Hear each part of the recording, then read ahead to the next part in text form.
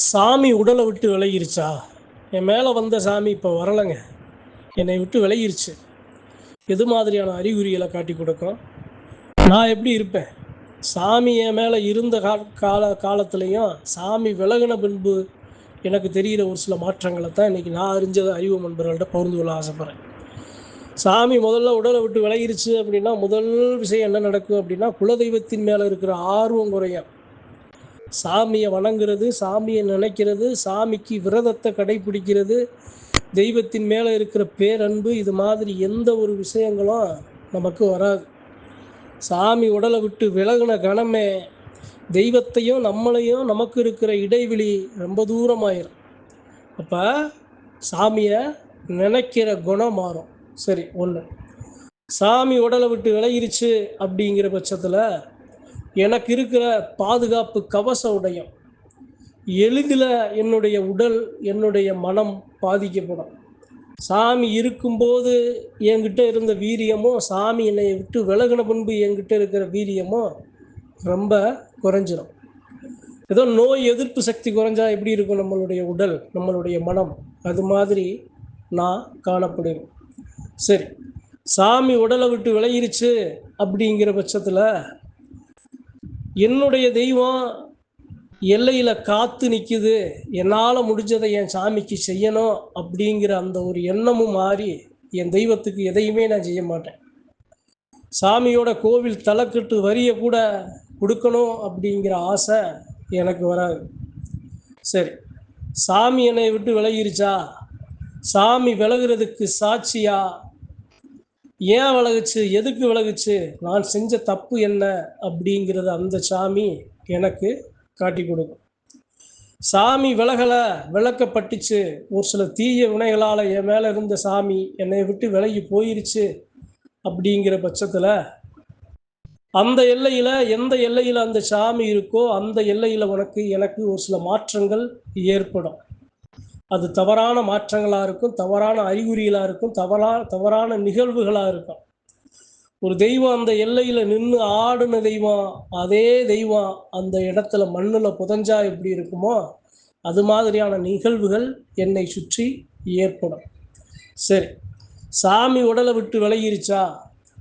சாமி விலகிருச்சு அப்படிங்கிற பட்சத்தில் நான் நேசிக்கிற, சாமி ஆடும்போது என்னை நேசித்த அந்த சொந்தங்கள், அந்த உறவுகளும் என்னை விட்டு விலகுவாங்க. சரி, சாமி உடலை விட்டு விலகிருச்சு அப்படிங்கிற பட்சத்தில் யாருக்கும் துணை இல்லாமல், யாருக்கும் துணை நிற்காமல் என்னுடைய சுயநலத்தை பற்றியே நான் யோசிப்பேன். அதாவது இன்றைக்கி நான் இதில் ஏன் சொல்கிறேன் அப்படின்னா, ஒரு உடலை அவ்வளவு சீக்கிரம் ஒரு சாமி விட்டு விலகிறாது. ரெண்டு விஷயம். ஒன்று, நம்மளால் அந்த தெய்வத்துக்கு ஒரு பாதிப்பு ஏற்படுது, நாம் செய்கிற செயலால் அந்த தெய்வத்துக்கு ஒரு வீழ்ச்சி ஏற்படுது, அந்த தெய்வம் இந்த உடலில் குடிகொள்ள முடியலை, இந்த உடலில் தங்கரிக்க முடியலை, அதற்கு சரியான உடலாக இது இல்லை அப்படிங்கிற பட்சத்தில் அந்த சாமி விலகும்.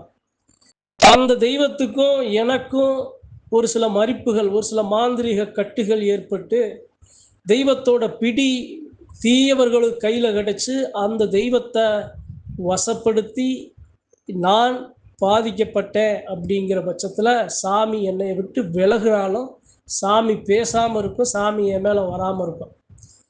சாமி உடலை விட்டு விலகுது அப்படின்னா அது சாதாரண விஷயம் இல்லைங்க, சாதாரண விஷயம் அல்ல. எனக்கு இந்த வாழ்க்கையில் கிடைக்க பெற்ற வரம் அந்த சாமி. அந்த சாமியே என்னை விட்டு விலகிருச்சு அப்படின்னா எனக்கு எந்த ஒரு நல்ல விஷயங்கள், எனக்கு கிடைக்கப்படுற விஷயங்கள் எதுவுமே எனக்கு கிடைக்கப்பெறாமல் போயிடும்.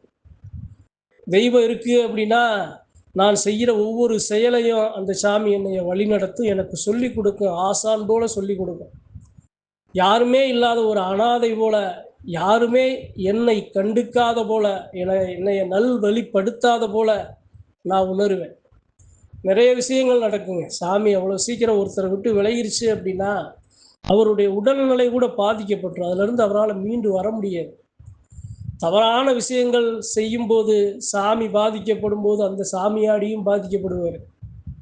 ஒரு எல்லையில் ஒரு சாமியாடி இருக்கார், நல்ல சாமியாடி, தெய்வத்தை நில்லுன்னு நிறுத்தி மக்களை காத்து வர்றார். அங்கே ஒரு தீய வினை உருவாகுது. யாரால் உருவாகுது அப்படின்னா அந்த எல்லைக்கு பாத்தியப்பட்ட ஒரு சில மக்கள் அந்த தெய்வத்துக்கு எதிராக ஒரு சில விஷயங்களை தவறாக புரிஞ்சு கொண்டு சத்தியத்தின் பக்கம் இல்லாமல் நிற்காம அநீதியின் பக்கம் அதர்மத்தின் பக்கம் நின்று தெய்வத்தோட ரகசியங்களும் தெய்வங்களோட பிடிமானங்களும் வேற ஒரு தீயவரோட கையில் போய் சிக்கி அந்த தீய நபர் ஒரு செய்கிற அந்த ஒரு செயலால் ஆக பெரிய ஒரு தவறால சாமிக்கு ஆகாத செயல் அந்த இடத்துல மற்றவர்களுடைய துணையோடு அந்த இடத்துல செய்யும்போது எந்த சாமி ஒருத்தர் மேலே நின்றுச்சோ அந்த சாமியாடி அந்த இடத்துலையே குறுகி அந்த இடத்துலையே கீழே விழுகிறார். அந்த கணம் முதல் அவர் அந்த சாமியை விட்டு விலகுது. அதே சமயம் அந்த சாமியும் பாதிக்கப்படுது. அவருமே உடல்நிலை பாதிக்கப்பட்டு மீண்டு எழ முடியாமல் ஒரு காலகட்டத்துக்கு போயிடுறாரு. அப்போ தெய்வம் அப்படின்னு உடலில் உண்மையான தெய்வம் நிற்கிது அப்படிங்கிற பட்சத்தில் அந்த உண்மையான தெய்வத்தை கொண்டு செலுத்தலை அப்படிங்கிற பட்சத்தில் நமக்கு நல்லது நடக்குதோ இல்லையோ ஒரு சில கெட்டது நடந்துக்கிட்டே இருக்கும். சரி, எல்லையில் இருக்க சாமி தானே விலகுச்சு, அந்த சாமி மற்ற ஒரு தேகத்தை தொடுமா அல்லது மற்ற மக்களை காத்து வருமா அப்படின்னா, நான் சரியாக இல்லாமல் இருந்தேன் அப்படின்னா மற்ற ஒரு வாகனத்தை தொடும், மற்ற ஒரு பங்காளியை தொடும்.